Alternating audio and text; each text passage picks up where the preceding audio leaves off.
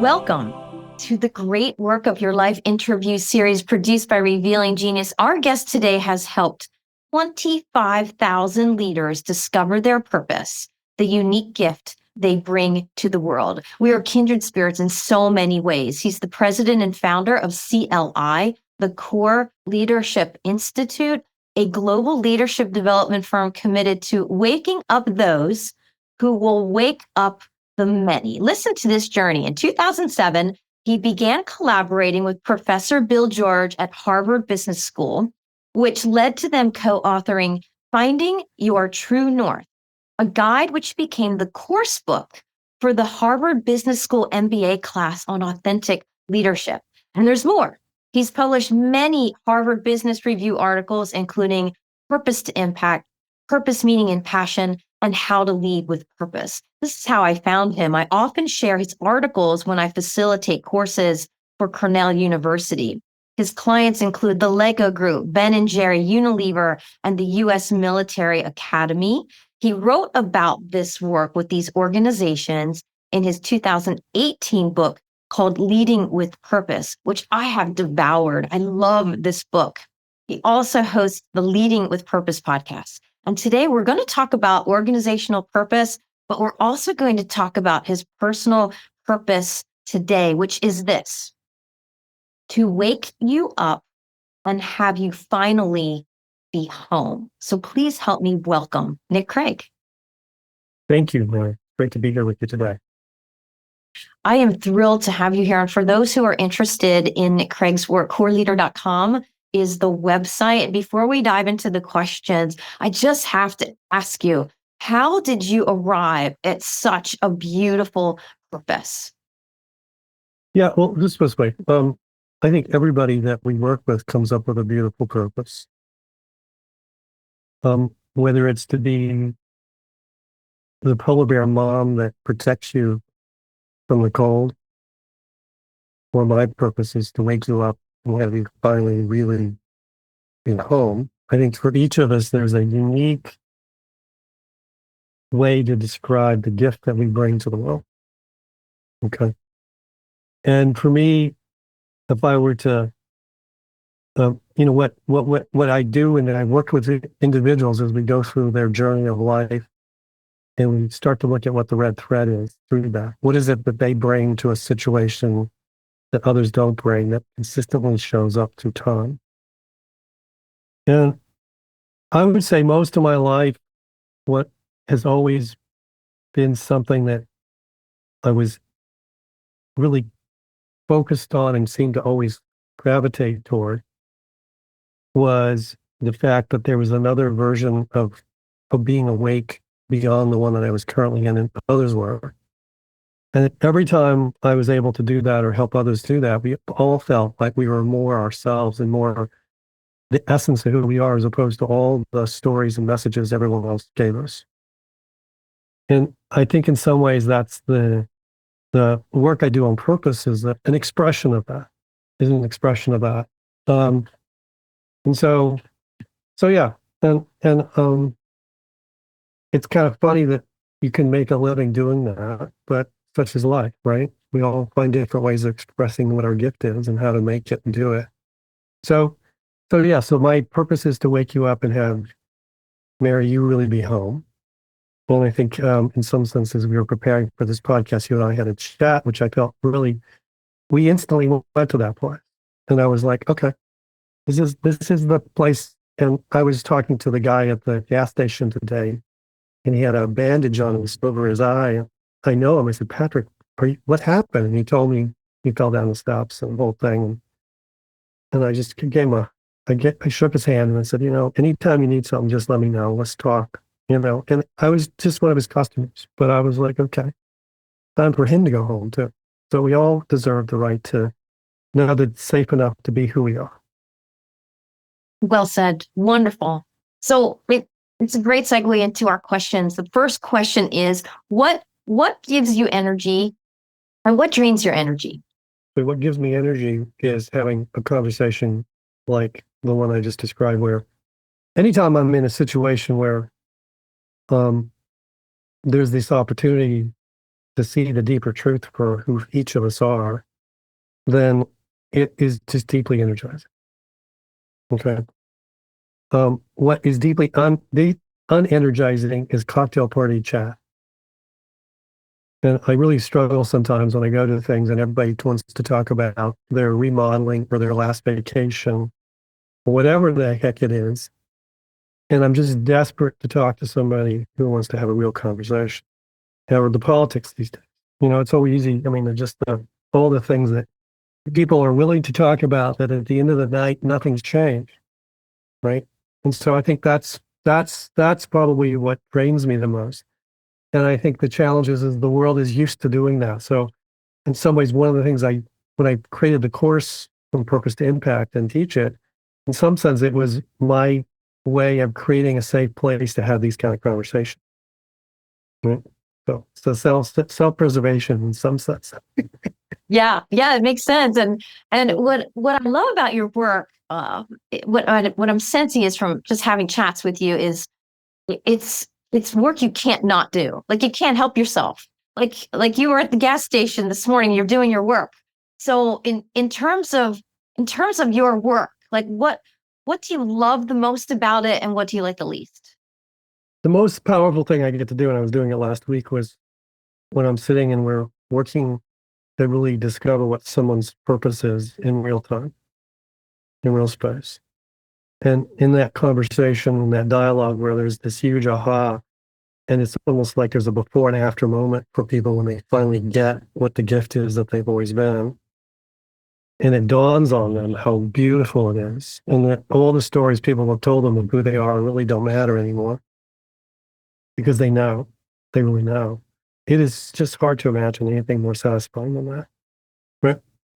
On the other side, the coin, the reality for all of us is no matter what our profession is there's some version of what we have to do that is the administrative or the things that we have to do that are, whether if you're a teacher, you have to do the grading process. And, everybody's got something they got to do where you're just like, really, is that something, And I would say the ongoing journey of having people show up and be in the game and helping them see that this is something that really matters to them sometimes.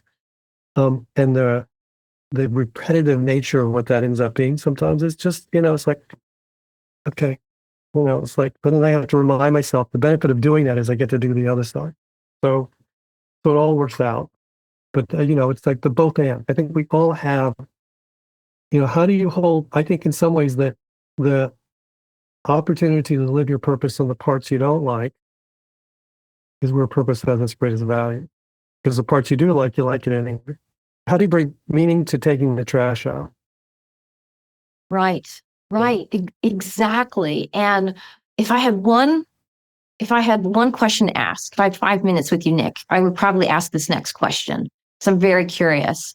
Did you have a moment, or like when did you realize you knew what the great work of your life would be? I mean, when you're 5 and 6 years old, you don't say, I'm going to run leadership training, global phenomenon.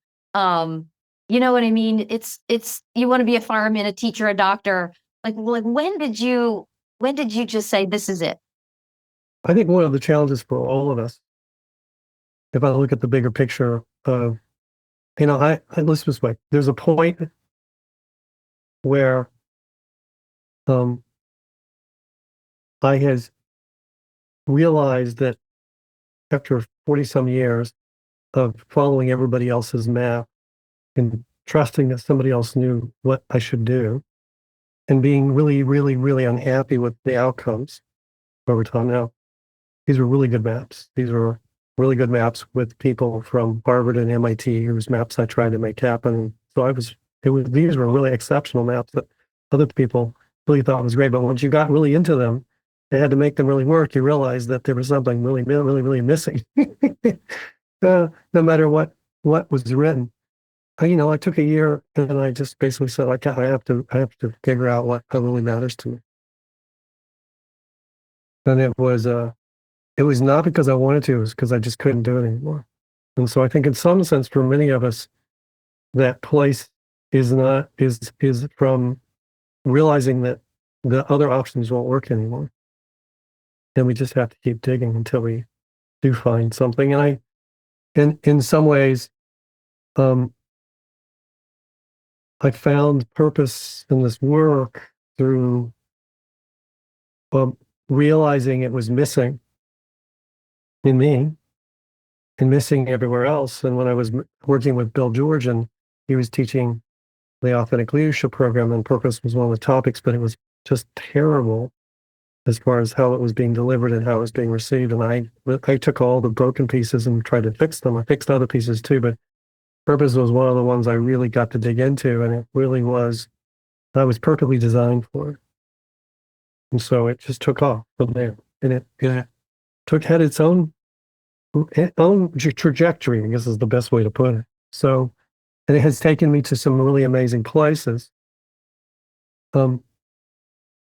One of the ways you know that you're on the track, or whatever that is speaking to you, is that the level of synchronicity from the world will start to show up around you, that you're like, what is going on? Okay. And so, and a lot of those things did happen. But I do think that the bigger picture is, I think the word authorities, at the core of the word authorities is the word author. Or the word authentic is the word author. The difference between those two is that we give our authorship to the authorities, trusting that they will take care of it. And as younger people, as kids, sometimes we actually trust those people, or we attempt to. We live in a world today that's a little more complicated. And the word authentic is about being the author of your own journey. And purpose is at the core of each of our sense of authorship, because it's our set of glasses by which we see the world that's ours, no one else. So what do we bring that's not the hygiene factor of just doing a good job? If you're a manager at Applebee's, or you are writing a book or any of those things, and the question becomes is, what is it you're going to bring that no one else is going to bring who's got the same task? And that's the place that purpose and authorship come from. So in some sense, and I think what I found was, after 40 years of trusting other people and helping people write their book, it became clear that there was no cheese at the end of that tunnel anymore. And I really tried really hard, because I really thought that somebody else's book was going to be much better than anything I would ever write. And I was intimidated by these people all the time.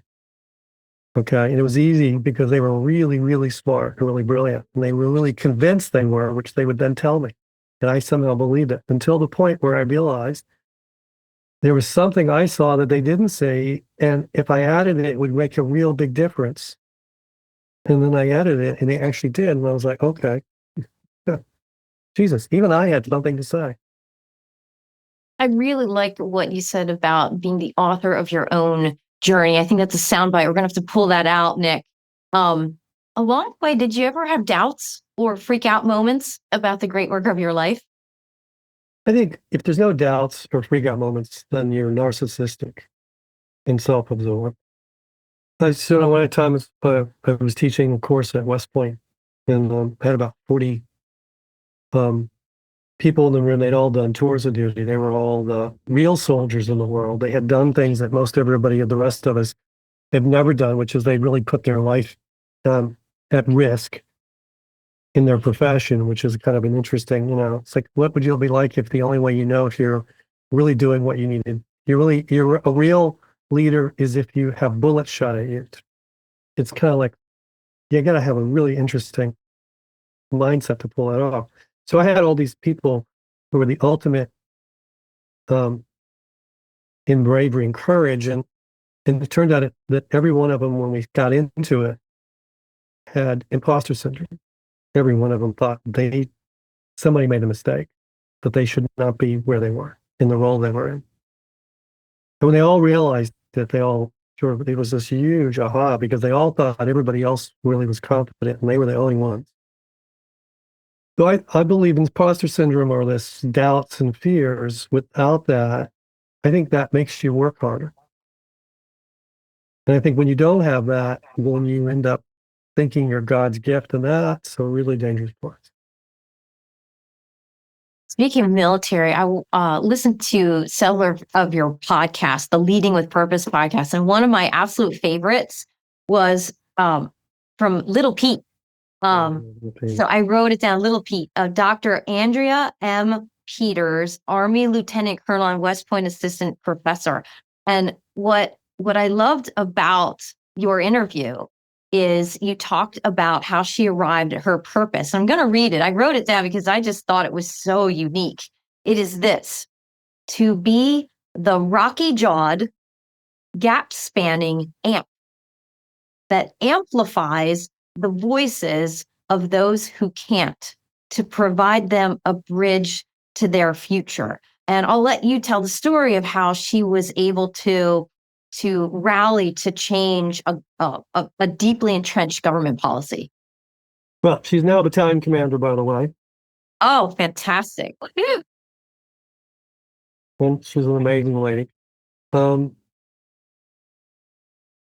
Peters, Lieutenant Colonel Peters, or Pete, as she's referred to, which was the nickname of her father, who was a sergeant major in the Army. And when he passed away, she then decided that would be the name that she would be referred to as a way of honoring his service. Didn't get much better than that. She's a woman of color. She realized that not part of her day job was, but the reality was, is that the U.S. Army is having a hard time getting people to enlist. And many of the women that she knew who were women of color really struggled with the dress code for the U.S. military, which is basically a male model. And for a number of years, she went up against the committee responsible for the dress code for women. And they were very effective at telling her what she could do with her ideas. But she didn't stop, and she kept going. And there was a point after the George Floyd experience, and a couple of things that happened in the U.S. military, Army, where she posted a note to self, but also to everybody in the Army around, what was the invitation and opportunity, and the importance of making it aware it would be a safe place for women to be themselves. And she was able to change this policy, 370-1, I think, which is what it is. And what was interesting is that when they changed it for the U.S. Army, it ended up being changed for the whole U.S. military. 20% of a $1.2 million, 1.2 employee organization is women. And so for all of them, they now have the right to wear some level of jewelry and their hair at some level that is more appropriate. A number of things within a range. Okay. And so she was, as one individual, able to change something that really huge difference for a very large group of people. And her purpose is, the Rocky is about the movie Rocky, and just basically taking the hits and just keep going. Okay. And the amp is about being that energetic look that just, she really is a living expression of the purpose. She is. Little Pete is like a little Rocky, and I'm from the Philadelphia area, so I immediately resonated with the rocky jawed aspect of her purpose. She's a lot of grit. She is, and she is really that good. And I had her actually recently do a talk, and I had her and the former CEO of Ben & Jerry's, and I had them together talking about their journeys, and oh my goodness, talk about two ends of the spectrum that met in the middle.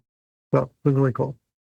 Yeah, very cool. You write about Howard Schultz, speaking of CEOs, in your book. There's a really good chapter on organizational leadership, and you share that Howard Schultz's purpose, the founder of Starbucks, is to inspire and nurture the human spirit, which is almost kind of like his his definition of success. So Nick, how do you define success? Well, how do I define success? Well, here's the thing. I think for each of us, there's a unique answer to what that really means. I think the world has created a bunch of interesting definitions of success. And having met most of the people who have achieved those things and talked with them and had to coach them,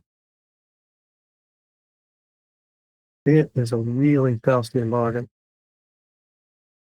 Really fascinating bargain. And which they realized that most of it was those definitions of success were created by people who were miserable, but didn't want anyone to know. So it's like, come here. This is what success is. I'm miserable, but I'm hoping that if you can make it, then at least I might not feel so bad. I think this is probably one of the hardest things for all of us to get our truth around for each of us as to what is that definition of what does success really look like for each of us. I think for me, what is success? It's an interesting question.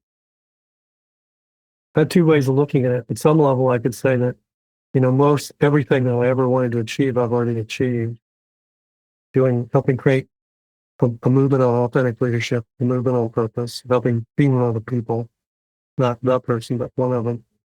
The kind of clients, when I say, here's my clients that I work with, everybody looks at me and goes, are you kidding, really? It's like, this is like a dream of dreams, right? It's like, like, outside of NASA and Disney, I was like, there's not much left. What else are you going to put in there? And so I in right this moment in reconfiguring what does it look like? What does that mean like for me in the chapter that I happen to be in helping a lot of people think about that who have been very successful as to what is their, it's thinking about, what do they want to have be that next chapter? And what is that contract? And how do you, and there's success in multiple parts of our journey. So there's success professionally. And many people who have professional success have complete disasters with their spouse and kids, with all the other parts of their life. They're just because they were completely called out to make the one work. So what does success look like in these different phases of our life? And I think it changes over time as to where do we, for some people, being a grandparent ends up being an enormous definition of success, right? Which has nothing to do with professional, all the other stuff. Other people, it is really about doing the kind of work that makes a difference in the world, that's not about stock and private equity and all the other silly, stupid stuff. And for some people, it's about their relationship with their kids and what does that look like? So I think it changes over time. Well, I think it's really important that it not just be one thing over time. Well, anybody who's just successful in one of those domains tend to at some point say, well, wait a minute, what about these others, right? And there's some people who spend a large part of their life focused on the kids and everything else. And then all of a sudden they say, well, wait a minute, it's like, there's something I need to do in the outside world that's just as important as having made sure that the kids turn out okay. So. Thank you. Yeah. So far we've heard that we are the author of our own journey, which is the foundation of authenticity, that success can change. The definition can change for all of us over time. If you had to do it all over again, would you do anything differently? There's many, many things I would probably have done, but there's a level of wisdom and understanding that I have now today that I didn't have 20 years ago when I was starting this. Obviously, if I have this wisdom and insight now that I started the journey, there have been many things I would have probably done. I would have done them with much more ease and grace. I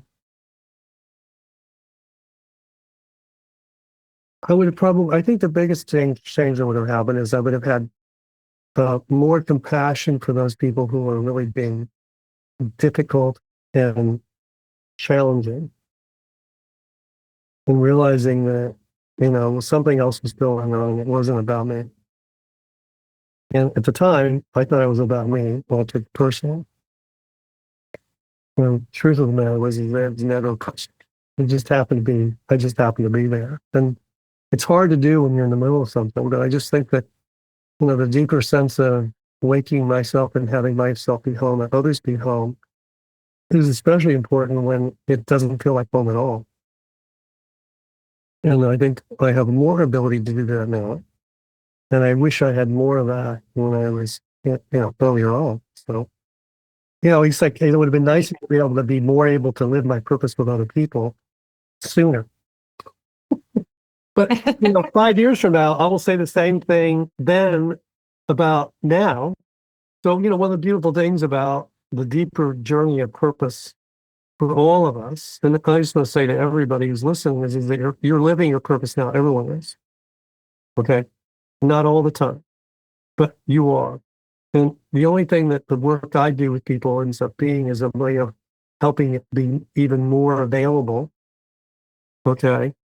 But we all are always, and we're always deepening our relationship with our purpose through time, some more quickly than others. So I'm good at accelerating and expanding access, but it's not about turning the lights on. It's just turning them up. And so you're always turning it up over time. Yeah, I like that phrase, accelerating and expanding access, which leads to the next question, the 10,000 hour notion. What's your superpower? Where have you spent 10,000 hours? Is it on accelerating and amplifying that access? Like what are you the best in the world, Nick? Um, I I think well, I believe that what I'm best at the world at is seeing the deep essence of who someone is, who someone really is, and going, okay, come in. No, no, no, no. Stay with me, stay with me. Okay, there you are. And having them gather. Um, and I was running the program last week when I had a guy who's exquisitely gifted in a meditation and a bunch of other things. Um, and at the end, after the program, he came up to me and said, he says, where did you pull some of that stuff from? He's like, there's a place you go to. It's like, and then what comes out, I says, yeah, I know.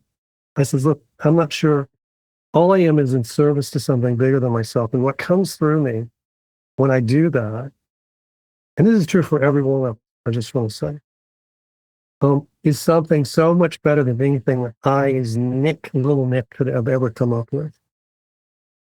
Okay. And I think for all of us, there's a place that we go into, whether you want to call it flow or service or whatever language you want to use, where it is working through us. We are a vehicle for that which is magnificent. And when we allow ourselves to be in those contexts that allows that to happen, it's amazing. Now, I have, for whatever reason, created an opportunity to do that on a regular basis to the point where there's a lot of people I've gotten to do that with. So I can definitively say there's very few people who've helped as many people figure out their purpose as me. So I can attest to that. I can attest, absolutely. I mean, 25,000 leaders. I mean, the clients. Well, I haven't done all 25 myself. Let's just be clear.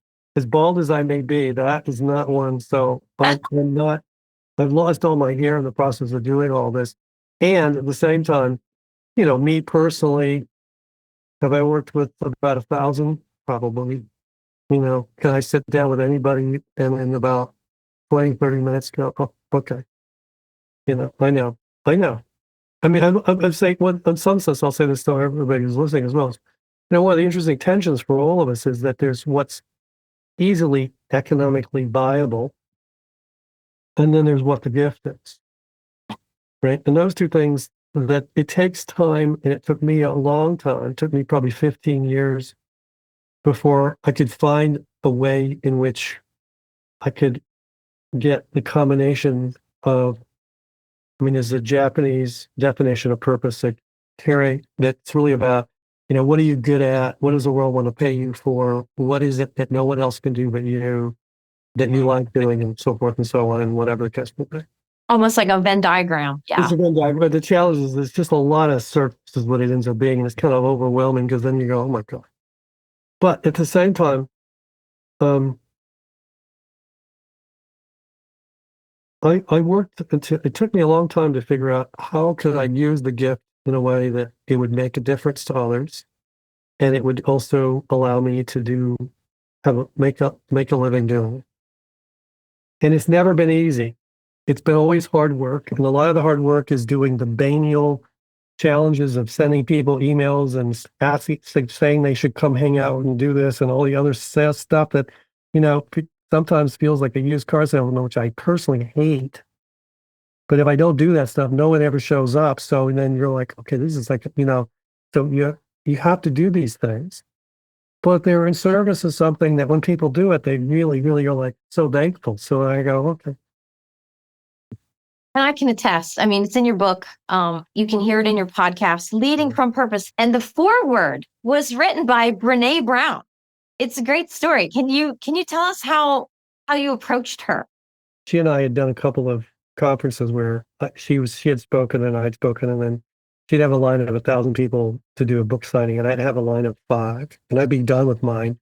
And then she'd look over, and I'd come over to her, and between, she said, I would really like to be only having to sign 5 of these. And it was so funny. And then we'd be and then we were at one where I was in the audience and she had a bunch of people doing exercises. And I realized that she was doing the grocery list or a version of it when she was presenting. So I went up to her I said, "Hey, you're doing the grocery list." She says, "How do you know?" I says, "Yeah, I know what it feels like to do." It's like, I says, "Would you like to know what your real purpose is?" She's like, "Oh my God, I've been trying to figure that out." So she wrote her personal phone number on a card and said, "Don't tell my EA that I did this because she'll kill me." And then we started talking, and we started working on the journey of what her adventure is, what her purpose is, what really mattered. And then she was the one who basically said, you got to write a book. I said, "Well, here's the draft I have." But I'm like, she read it, and she read through the whole thing, and she gave me comments. Then she introduced me to her book agent, which is like the one of the top. It was like the same person that had worked with Bill Clinton and Howard Schultz and everybody else. I was like, oh no. And basically, um, yeah, she was just really thought this was a really great expression of the kind of work she does. And so that's how she did the forward to the book. It's great. It's a really great story. I could have never, if I'd said, 10 years ago, I says, well, here's I'm going to have Ben and Jerry's, I'm going to have Lego, and let's put in Westport, and I'm going to have, I'll just have Brene Brown do the forwards of the book. People would say, you are totally mad. You are out of your mind, insanely, it's like, stop smoking. But once again, I will say to all of us that the opportunity is to follow that path that is the path that doesn't look like it makes any sense. It's non-linear. And to keep seeing where it takes you, and then it will take you to some amazing places. And yeah, if it's a straight line, it's kind of boring. Yeah. Nick, is there anything you wish you were better at? Look, I would love to be better at so many different things. I'd love to be a better speaker. Love to be a better at writing. I love to be better at it's just, I mean, the list is, a better husband, a better father, a better, it's like, I'm not sure if there's any of those and I would say that one of the challenges for me of being in this world of purpose all the time, see, the benefit of goals is you achieve them. And you have the upside of achieving and the downside of once you've achieved them, now what are you going to do? Okay. I mean, I always feel sorry for everybody who wins the Super Bowl or the NBA, whatever it is. And then it's like, okay, so now what are you going to do? Right? The benefit of purpose is that you never achieve it. The downside is that it's always going, really? You're going to stop here? Come on, we got a lot more. And you're like, can we just go on a vacation for a while? And it's like, really? Because it's like, purpose is like, it's always going, come here, come on, come on. There's a whole other place that if you were to take yourself, it's like the growth mindset on steroids to the point where you're like, can we just we need to take a little break here for a little while and let's just pause for a moment and then let's like pick back up again. So yeah, I would say I'm have a long list of places I'd like to get better, including, like going, oh, well, actually, I think I'll stay bald. So I'm okay with that. So we're in the home stretch. Just a couple more questions. One is, this is an Oprah question. What do you know about yourself to be absolutely true? I will always be looking around the corner to see what's possible that's beyond what it is I know. I will always be like doing that. Yeah, I can't wait to have you back in 5 years. We can talk about this. So we'll bring this up. We'll bring this very sequence up to see, what next is. It's kind of like you've won the NBA. Pick a trophy, the Olympic gold. I mean, you've achieved it. So now what? Now where do you go from here? What do you do? Is it, more like global? Like what does that look like for you? I do have an answer to that. Oh, I'd love to hear it. So the last 15 or 20 years has been doing a lot of this work in companies and organizations, as well as with individuals around discovering their purpose and how to live it.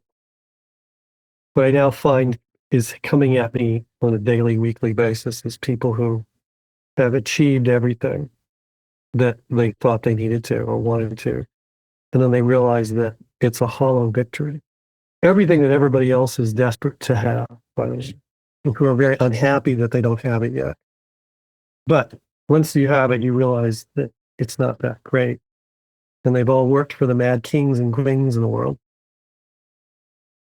Then they go, what is it that I really want to have be my legacy, what I'm remembered for? Isn't the fact that I sold the most deodorant on the planet, or whatever it is, ice cream, tennis shoes, whatever, basketballs, cars. And they really want to know what the deeper contract is for how they bring their purpose alive in the world where, at this moment in time, everything is up for grabs.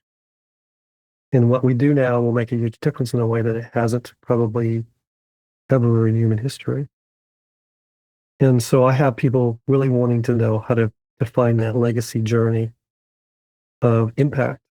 And it's both impact on their personal life of how they interact with people close to them in a very different way, which may be the biggest thing, as well as what they do in the world that makes a difference. And that is, what I'm working on these days is that expression, which scares me. It's exciting and scary. For everybody listening, if you want to know where purpose lies, it's in the thing that both excites you and scares you a little bit. That's the place purpose is alive in each of us. And for me, that is the place that's both exciting and a little scary because it's a very different way to go about what I've been doing. Okay. But it's also, it keeps coming at me like every day. And I'm like, okay, I can't ignore this thing. The synchronicity around it is just way too intense.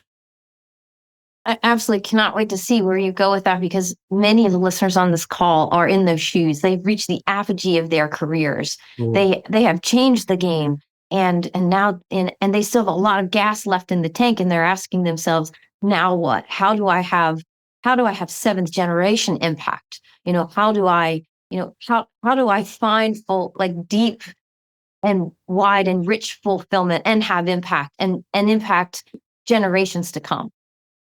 Absolutely. And in some sense, the distinction I make is that most of us have been in a life in which we had infinite time and finite options in the sense that we wanted to get to the top and there was less, we had to get better than everybody else to get to that place of sort of the apex. And it was about staying in. And now all of a sudden we have finite time and infinite options. So in some ways you become the author fully of what choices you make. And then you're going to live with it for the rest of the time you have. So you better choose really wisely. And it ain't somebody calling you and saying, hey, are you interested in X, Y, and Z? Because that's probably not it. Right? So then you're going to have to create it and manifest it. So it's the shifting from Yeah. playing somebody's map to being the map maker. And so that's the place I'm spending time myself and starting to help everybody else. So that's my next big thing. And that's not the corporate adventure. It's a little different. So, Yeah. The map maker. Definitely. That's your brand. Couple more questions and then we'll do one final bonus question. What would people be surprised to know about you, Nick? well, people are always surprised to know that I've lived in Boston for almost forever. I grew up in the South. And, you know, I went to first grade in Chattanooga, Tennessee in the late 60s. And grew up in the South. And, left there after college, came up here.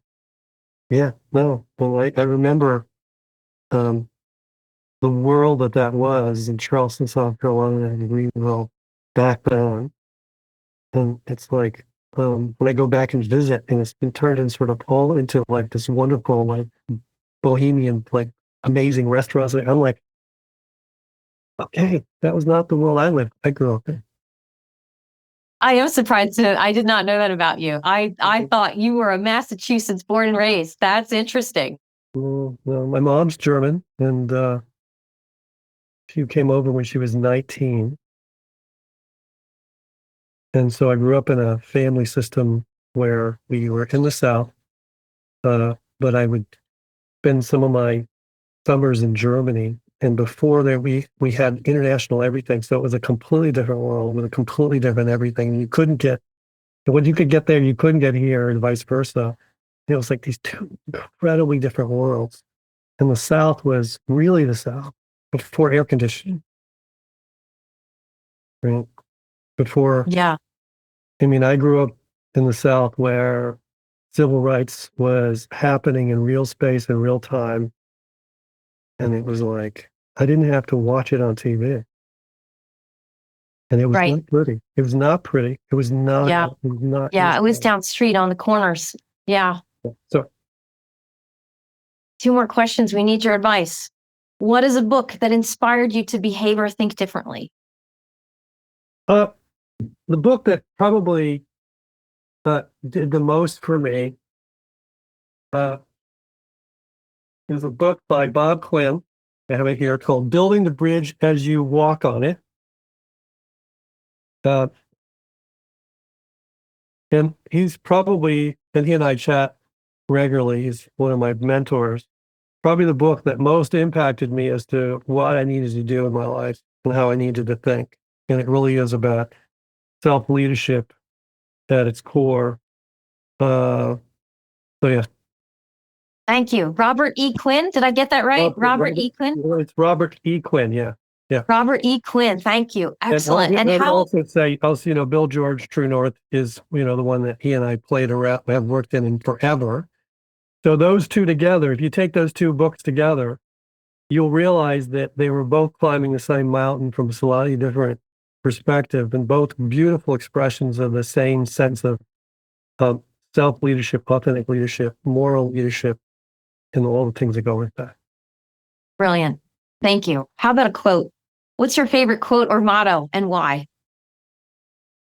My favorite quote and motto is from the West Point Cadet Parade.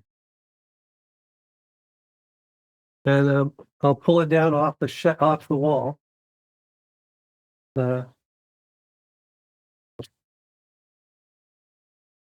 Oh, the cadet prayer. Yes, yes, yes, So yes. there's a phrase in here, and it's one that I use all the time, and I think it's one that everybody can relate to. Make us to choose the hard right instead of the easy wrong. Never to be content with a half truth when the whole can be won. I mean, for me, that is the ultimate expression of leadership, of authenticity, of purpose, is to choose the hard right instead of the easy wrong, and to never be content with the half truth when the whole can be won. And it's like, if we all did that, the world would be a great place. Indeed. And correct me if I'm wrong, because we're on Zoom. So it looks like that cadet prayer is positioned in at your desk where it's on your 12, where you see it every day. Like you look at that cadet prayer every day. Yes. Oh my, yeah. So one of the few things on my wall, along with the Ben and Jerry's poster for sweaty balls. It was ice cream flavor. It was The ice cream flavor, yeah. Saturday Night Live. So those are the two things on my wall. So you could argue that Infamous. That's fantastic. The dichotomy of the different versions of my life. I have West Point and Ben and Jerry's. I got sweaty balls and the cadet prayer, and I embody both of those. Oh my gosh. And that's home. That's home for you. That's home for me. So exactly, fit that in a box. That's great. Excellent. I'm going to pause here. I have one more question for you. It's our bonus legacy question. But before we do, wanted to see if there was anything else you'd like to add. For example, your purpose to impact program is very interesting. Tell us more about that. And you can, folks who are listening can go to coreleader.com as well. Yeah. So we run a 2-day program, and we did one last week in Boston. And we'll be doing one in October in Charlotte, early November in Amsterdam, late November in Vietnam. And those are the next ones that we're doing. So if you want to join me in Vietnam, you're more than happy to. Never say never. Vietnam is on my bucket list. Exactly. And so we're actually using it. We're going to be working with some of the top leaders in the country. And so it's going to be a really interesting adventure. But it's a 2-day program where we really help you go on the journey of, in conjunction with a group of other people, discovering your purpose and helping you help others discover their purpose, and watching the experience of what it's like when it shows up in the room and the impact that it has. And so we're going to be doing it in Charlotte at Broad River Retail, which is a purpose-driven company that sells furniture, Ashley Furniture, but the guy who runs it is a purpose maven, and he's going to be there as well. So we're doing it in their space. Neat. And after that, we're going to be doing it in a purpose-driven organization that goes from farm to table on things that are amazingly great to eat that do not use animals, but it's just incredibly powerful experience. And in Vietnam, we're going to be doing it in a very purpose-driven ecosystem as well. So that's what we'll be doing. Those are the opportunities for anyone who's interested in experiencing this work. Wonderful. Maybe I'll get to meet you in person in Vietnam, and I'll bring my book, and maybe the author could sign it for me. I would love to. That would be very nice. Thank you. I'll give you the Vietnamese version as well. Absolutely. I would love that. I'm just translating it right now. And I'm like, okay, I've got Korean, Chinese, Taiwanese, Ukrainian. Okay. I'm like, okay. Dutch. And there's the English version and the US version. So the English version is available in all Commonwealth countries, from India to Singapore. I'm like, at the end, I'm like, okay. So yeah. Brilliant. Well, thank you. It was a thrill to have you on the great work of your life. And for folks who are looking for a great book to read, it's called Leading from Purpose by Nick Craig. The subtitle is Clarity and the Confidence to Act When It Matters Most. And I mean it. I devoured this book. I thought it was amazing. So I'd like to ask one more question before we go, if I may. Sure. So the question is, if a higher power, I'm going to put that in air quotes, if a higher power, whatever you deem it to be, would let you, Nick, and you could do, be, have, see anything with no limits, what would you do? The thing that I would wish into reality is for all human beings to be able to step into a level of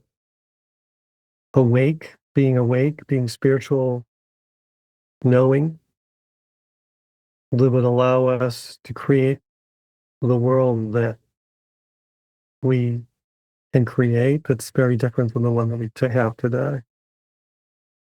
And which would solve all the issues that we currently have. Yeah. And I've met people in my life who are at that level. And I don't think that's me to be clear. But I've met many people over my lifetime. When I meet them, I'm like, you can taste it, you can feel it, you know it. You go, whatever that is, that would, and I think if we could all step into that place and be in that place, then yeah, that would be my wish. Well said. Thank you. Imagine what the world would be like. Oh, in that zone, in that zone of flow. Thank you. Ladies and gentlemen, Nick Craig, you can find out more at coreleader.com and put his book on your reading list, Leading from Purpose. Thank you, thank you, thank you for being here today. You're welcome. Well, as always, thank you for creating a beautiful stage to allow me to sing my song. My pleasure.